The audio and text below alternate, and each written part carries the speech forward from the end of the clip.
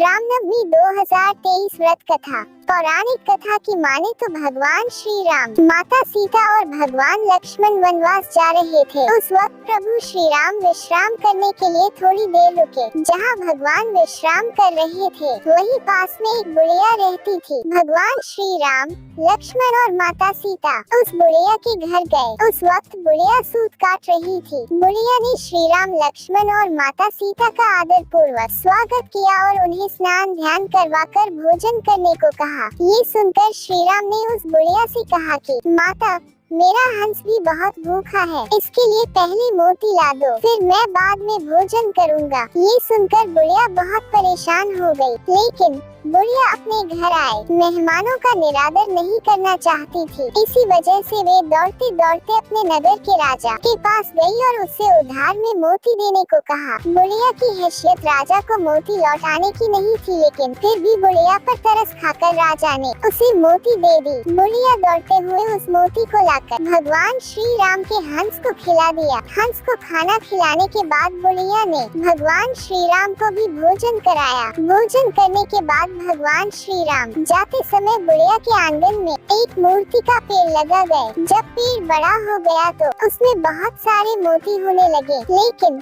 बुढ़िया को इस मोती के बारे में कुछ पता नहीं था। जब पेड़ से मोती गिरता था तो उसकी पड़ोसी उसे उठाकर ले जाती थी। एक दिन जब बुढ़िया उस पेड़ के नीचे बैठकर सूत काट रही थी तो पेड़ से एक मोती गिरा। बुढ़िया ने मोती के गिरते ही उसे उठा लिया और उसे राजा के पास ले गए। बुढ़िया के पास इतने सारे मोती देख राजा को बड़ी हैरानी हुई। राजा ने बुढ़िया से पूछा कि तुम्हारे पास इतने मोती कहाँ से आए? तब बुढ़िया ने अपने राजा को बताया उसके आंगन में एक मोती का पेड़। ये सुनकर राजा ने तुरंत उस पेड़ अपने आंगन में लगवा लिए, लेकिन भगवान श्री राम की कृपा से राजा के आंगन में लगा हुआ मोती का पेड़ में मोती के बजाय कांटे लगने लगे। एक दिन उसी पेड़ का एक कांटा रानी के पैर में चुभ गया। रानी के पैर में कांटा चुभने के बाद उन्हें बहुत पीड़ा हुई। वो चिल्लाते चिल्लाते राजा के पास गए। ये देखकर राजा ने उस पेड़ को फिर से बुढ़िया के आंगन में लगवा दिया। प्रभु श्री राम की कृपा से पेड़ में फिर से मोती लगने लगे। अब जब पेड़ से मोती गिरता तो बुढ़िया उसे उठाकर प्रभु के प्रसाद के रूप में सभी को बांट देती थी। और यहाँ कहानी खत्म होती है।